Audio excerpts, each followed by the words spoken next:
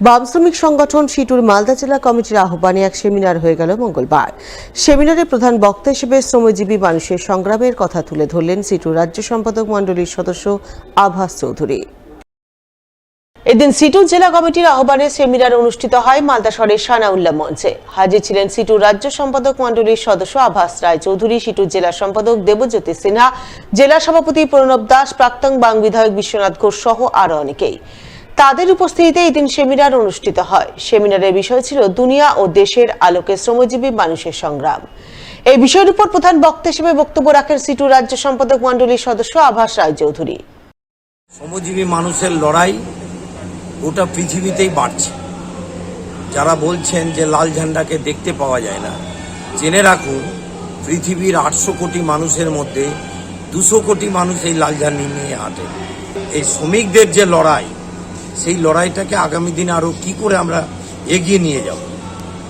আমাদের জেলায় পরিযায়ী শ্রমিক আছে, এ রাজ্যে কাজ নাই, তৃণমূলের জামানায় বাইরে যাচ্ছে, কোনো আইন নাই মোদির জামানায়।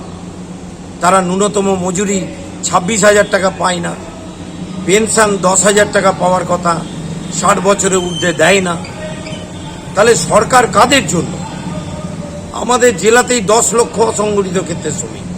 আমাদের জেলায় বড় শিল্প তালুক তৈরি হয়ে ওঠেনি, কিন্তু এই বেকার ছেলেমেয়েরা উচ্চশিক্ষিত হয়ে কোথায় কাজ পাবে? সব চলে যাচ্ছে পরিযায়ী শ্রমিক হয়ে। রাজ্য সরকার তো এখন 8 ঘন্টাকে পরিবর্তন করে আর 9 ঘন্টা করছে, নোটিফিকেশন জারি করেছে আইটি সেক্টরে। আর মোদিও তাই 12 ঘন্টার শিফট করতে চাইছে। এগুলোর বিরুদ্ধে ওটা দেশেই CI2 লড়ছে। আগামী দিনে কি করে আমরা লড়াইকে সংগঠিত করব, সেই প্রস্তুতি আমরা CI2-র পক্ষ থেকে নিচ্ছি। সেমিনার শেষে সিটুর পক্ষ থেকে মালদা শহরে এক মিছিলের আয়োজন করা হয়। বাংলা ভাগের চক্রান্তের বিরুদ্ধে এবং যুক্তরাষ্ট্রীয় কাঠামোকে দুর্বল করে এক কেন্দ্রীয় ধর্মীয় রাষ্ট্র করার চেষ্টার বিরুদ্ধে এই মিছিল গোটা শহর পরিক্রমা করে।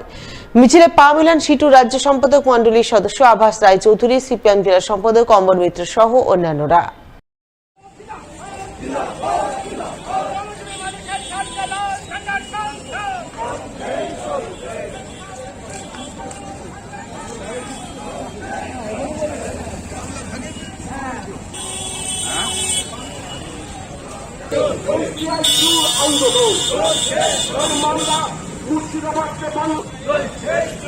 ধর্মীয় ভিত্তিতে মালদা মুর্শিদাবাদকে বাংলা থেকে ভাগ করে দেওয়ার চক্রান্তের বিরুদ্ধে CI2 আন্দোলন।